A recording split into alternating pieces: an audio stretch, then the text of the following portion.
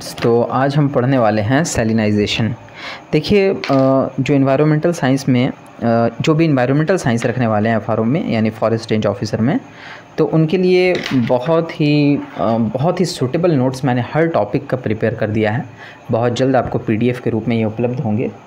ठीक है, तो इसमें जो पेपर 2 है जिसमें ग्लोबल इन्वायरमेंटल प्रॉब्लम्स हैं, उसमें ग्रीन हाउस इफ़ेक्ट है, एसिड रेन है, एल नीनो है, ओजोन लेयर डिप्लेशन है, डिफॉरेस्टेशन है, डिज़र्टिफिकेशन है, सैलिनाइजेशन है।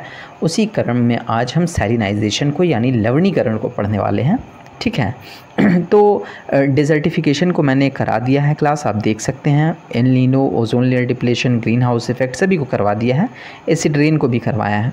ठीक है, आगे जितने भी महत्वपूर्ण टॉपिक हैं सभी आने वाले हैं, चाहे वो इन्वायरमेंटल एंड पब्लिक हेल्थ हो, चाहे environmental monitoring and impact assessment हो, चाहे वेस्ट मैनेजमेंट हो, या फिर द इन्वायरमेंटल प्रोटेक्शन लॉज जो हैं और ह्यूमन राइट्स रिलेटिंग थिंग्स हैं इन्वायरमेंट से रिलेटेड, वो सारी चीज़ें आपको नोट्स के थ्रू भी मिल जाएंगी।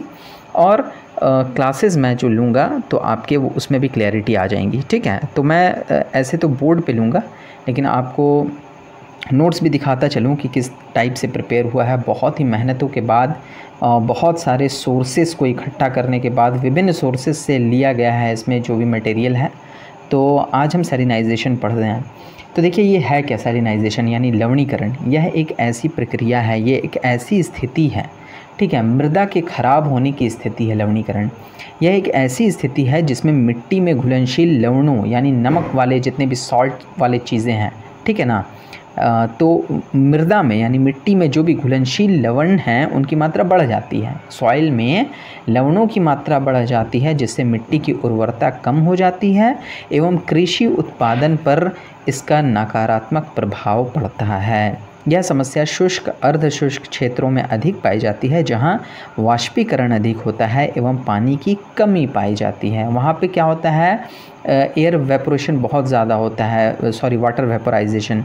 तो वहाँ पे क्या होता है कि जल जो है सूर्य की जो किरणें हैं उसके द्वारा अवशोषित कर ली जाती हैं और नीचे बच जाता है सॉल्ट। ठीक है, जिससे आपका जो मृदा है, जो मिट्टी है, जो सॉइल है, वो सैलाइन हो जाती है, लवणीकृत हो जाती है। तो इसका नुकसान है।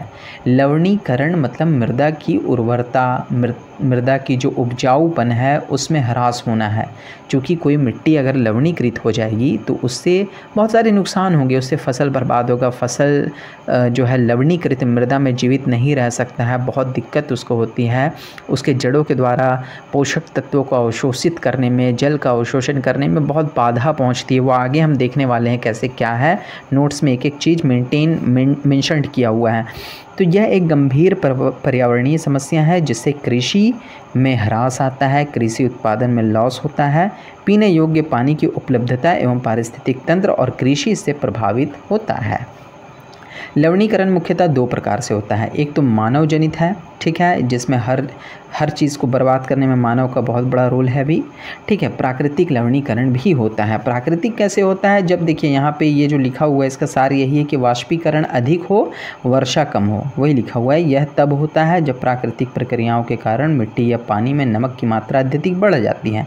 उदाहरण स्वरूप सूखे क्षेत्रों में जहाँ वर्षा कम होती है एवं वाष्पीकरण अधिक होता है तो सतह पर नमक जम जाता है। अब देखिए, फॉर एग्ज़ाम्पल मैं आपको बताऊं, यहाँ पे पानी एक खेत के टुकड़े में जमा है, ठीक है, जमा हुआ है।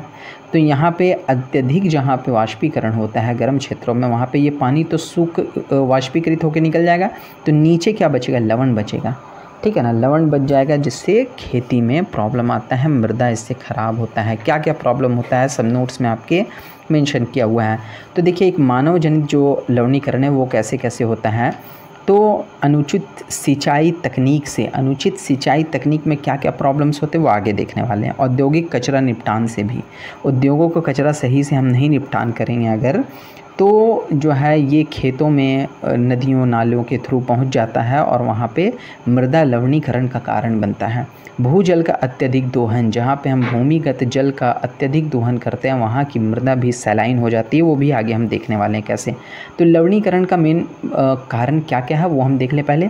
अनुचित सिंचाई, तो अनुचित सिंचाई के बारे में हम यहाँ पे देखने वाले हैं कि अनुचित सिंचाई क्या है, कैसे ये खराबी करती है। ठीक है, समुद्री जल का घुसपैठ, अगर समुद्री जल तटीय क्षेत्रों में खेतों में अगर घुस जाता है ठीक है, बाढ़ के पानी के थ्रू या किसी भी पानी के थ्रू, तो ये आ करके यहाँ पर क्या होता है ना, वो पानी घुसता है तो वो तो खारा जल है ना, तो वो घुस जाते हैं खेतों में। उसके बाद फिर जल उससे वाष्पित हो जाता है, बचता है लवण, ठीक है, यानी नमक, और उससे खेत बर्बाद होता है, ज़मीन बर्बाद होता है। तो लवणीकरण मेनली सॉइल इफ़ेक्ट से ही रिलेटेड है, मृदा के स्वास्थ्य से ही रिलेटेड है, ठीक है, जिसमें मृदा प्रदूषित होता है, ठीक है, और कृषि उपज को नुकसान होता है।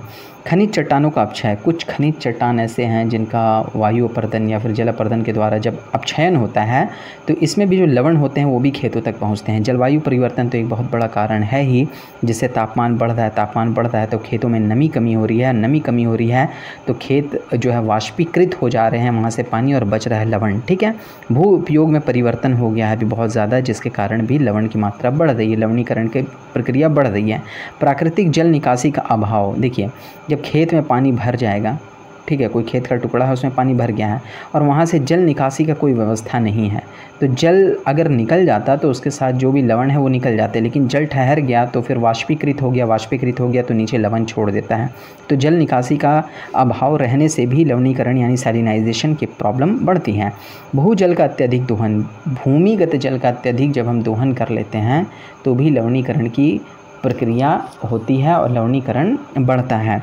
वनोन्मूलन होगा तो जाहिर सी बात है बढ़ेगी ही लवणीकरण, ठीक है, वो भी कैसे आगे हम देखने वाले हैं। खनिज खनन एवं औद्योगिक गतिविधियां से तो सॉइल सैलाइन हो ही रही है, लवण की मात्रा बढ़ ही रही है। खनन और औद्योगिक गतिविधियां तो इसमें बहुत ही इम्पॉर्टेंट रोल अदा कर रही हैं, ठीक है, जो है अपना प्रभाव डाल रही हैं। पहला है अनुचित सिंचाई। कैसे अनुचित सिंचाई, मतलब उचित रूप से सिंचाई ना करना, सिंचाई का तरीका सही ना होना। उसमें क्या क्या है कि लवणीकरण का सर्वप्रमुख मानव जनित कारण क्या है, अनुचित सिंचाई है। वो कैसे, तो अत्यधिक सिंचाई अगर आप कर दें, जब किसान खेत में अत्यधिक पानी दे देता है तो यह पानी मिट्टी की निचली सतह तक पहुंच जाता है एवं पानी नीचे की परतों में जमा नमक घोलकर ऊपर ले आता है, ठीक है। आपने पढ़ा होगा केशिकत्व क्रिया और जो भी क्रिया होती है ज़मीन में, तो उससे जब बहुत ज़्यादा सिंचाई आप कर देते हैं तो ये नीचे पहुंच जाती है और नीचे की लवणीकृत जो है लवण से घुल जाती है और फिर उसको ऊपर ले आती है, जिससे मृदा की सतह जो है, मृदा जो है वो लवणीकृत हो जाती है, ठीक है। खारे पानी से सिंचाई करें यदि यह सीधे तौर पर मिट्टी को लवणीकृत कर देता है, अगर खारा पानी इस्तेमाल कर रहे हैं आप सिंचाई में। अनुचित जल निकासी, अगर जल की निकास की व्यवस्था जैसा कि अभी मैंने बताया नहीं है तो वहाँ से जल वाष्पीकृत हो जाएगी और मिट्टी में लवण ही लवण बचेगा, जिससे मृदा क्या होगी, सैलाइन होगी। अब देखिए हमने कारण तो जान ली कि कैसे कैसे मृदा जो है वो सैलाइन होती है, इसका इफ़ेक्ट क्या क्या है, प्रभाव भी इसके बहुत गंभीर हैं, वो हम देख लेते हैं, ठीक है। तो आइए हम देखते हैं कि इसके इफ़ेक्ट क्या क्या हैं।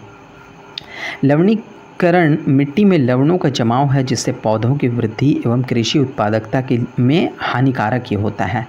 तो कैसे होता है, तो कृषि व पौधों पर इसका प्रभाव पड़ता है, मिट्टी पर प्रभाव पड़ता है, जल संसाधनों पर प्रभाव पड़ता है, जैव विविधता का ह्रास अंततः होता है। तो देखिए लवणीकरण अगर मृदा का हो रहा है ना, मृदा अगर लवणीकृत हो रहा है तो इसका मतलब सीधा सीधा एक ही चीज़ है, मृदा अगर सैलाइन हो रहा है तो मृदा का उपजाऊपन घट रहा है, मृदा अपनी उर्वरता खो रही है। कैसे, तो देखिए कृषि व पौधों का प्रभाव, पहला नंबर देख रहे हैं हम, कृषि व पौधों पर क्या प्रभाव है। तो पहला, पौधों के विकास में रुकावट होता है। मिट्टी में नमक की अत्यधिक मात्रा जब बढ़ जाती है तो पौधे के लिए पानी व पोषक तत्वों का अवशोषण में बाधा उत्पन्न होता है, जिससे पौधे सूखने लगते हैं, अंततः मर जाते हैं, जिससे जैव विविधता का भी नुकसान होता है, ठीक है। दूसरा क्या, फसल पैदावार में कमी आती है। लवणीकृत मृदा में कृषि उत्पादकता पर प्रतिकूल प्रभाव पड़ता है। क्यों, क्योंकि वाटर अवशोषित नहीं हो पा रहा है, खनिज नहीं ले पा रहा है पौधा। फिर है पोषक तत्वों के अवशोषण में भी लवणों के द्वारा बाधा उत्पन्न होती है, वही चीज़ है जिससे जो है आवश्यक पोषक तत्व नाइट्रोजन, कैल्शियम और पोटेशियम वगैरह का अवशोषण नहीं हो पाता है। फिर पौधों के लिए विषाक्तता, कुछ लवण विशेषकर क्लोराइड एवं सोडियम पौधों के लिए जहरीले भी होते हैं। तो इस तरीके से ये पौधे पर जो है प्रभाव डालते हैं। ये सारी चीज़ें आपसे पूछा जा सकता है ना क्वेश्चन कि लवणीकरण का क्या प्रभाव है, ठीक है, इसके कारण पूछे जा सकते हैं, इसका इफ़ेक्ट क्या है। तो पहला तो पौधों पर इसका इफ़ेक्ट है। इसके बाद देखिए इसका इफ़ेक्ट जो है सेकंड नंबर मिट्टी पर, यहाँ पे है ना मृदा पर प्रभाव, तो मिट्टी पर इसका क्या प्रभाव है, मिट्टी पर भी बहुत ज़्यादा प्रभाव है। मिट्टी की संरचना इससे ख़राब होती है, जो फिज़िकल स्ट्रक्चर है है ना। मिट्टी की भौतिक संरचना कमज़ोर हो जाती है, मृदा अपरदन इससे होता है। सेकंड नंबर, जब मिट्टी की संरचना कमज़ोर हो जाती है तो हवा पानी द्वारा आसानी से अपरदित हो जाती है। तो ये जो मिट्टी पर प्रभाव, एक एक पॉइंट हम देख रहे हैं कि मिट्टी की संरचना खराब हो जाती है, मृदा अपरदन होता है। इसके बाद लवणीय परतों की उपस्थिति हो जाती है मृदा में। जब मृदा में जो है ये जल आते हैं, लवणीकृत और वाष्पीकृत हो जाते हैं, तो फिर लवण बचता है और ये क्रिस्टलीय जो लवण हैं ये स्पष्टता देखे जा सकते हैं मृदा में, वाइट कलर के वो नज़र आते हैं। ठीक है, मिट्टी का रासायनिक क्षरण भी होता है इससे, ठीक है, लवणीकरण से। तो मृदा में उच्च लवणता पौधों में ऑक्सीडेटिव तनाव पैदा करता है, जिससे डीएनए क्षति और अन्य आवश्यक घटकों को नुकसान पहुंचता है। तो पहले तो हमने इधर देखा कृषि पौधों पर क्या प्रभाव है, दूसरा हम देख रहे हैं कि मृदा पर क्या प्रभाव है सैलिनाइजेशन का।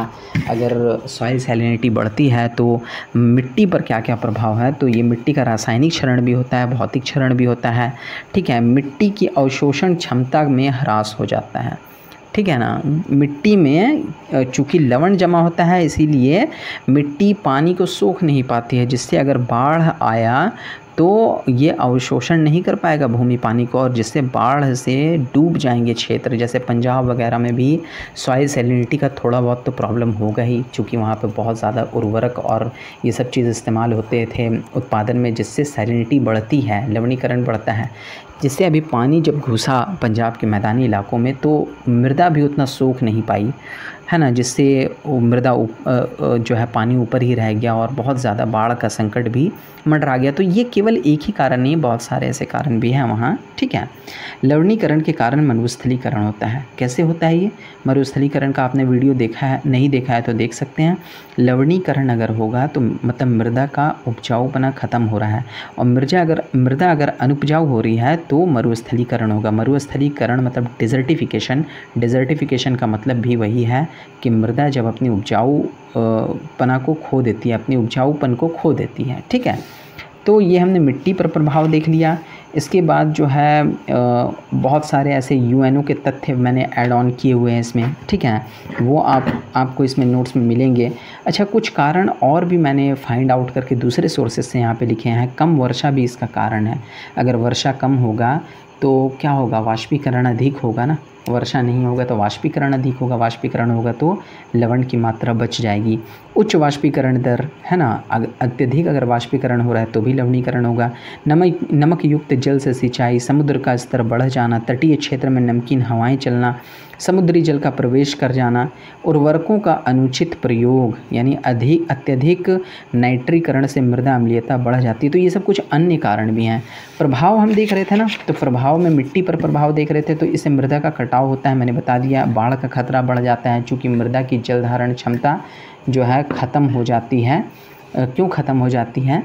क्योंकि उसमें लवण जमा है, जिससे वो पानी को सोख नहीं पाता है। ठीक है, रोकथाम के क्या क्या उपाय हैं तो वो भी मैंने यहाँ पे बहुत ही अच्छे से डिस्क्राइब किया हुआ है नोट्स में। ठीक है, आप इसको पढ़ भी सकते हैं। इसमें कौन कौन से उपाय कारगर हैं और EOSDA प्रणाली भी है एक, उसका भी मैंने यहाँ पे मेंशन कर दिया है। तो ये सब चीज़ जब आप मेंशन करेंगे नोट्स में तो आपको अच्छे नंबर मिलने के प्रबल चांसेस हैं। और 40 मार्क्स के बेसिस पर मैंने ये नोट्स जो है प्रिपेयर किया है। इसमें बहुत कुछ और थोड़ा बहुत ऐड ऑन करने की आवश्यकता है, वो मैं करूँगा। ठीक है, जिसे कहते हैं वैल्यू एडिशन।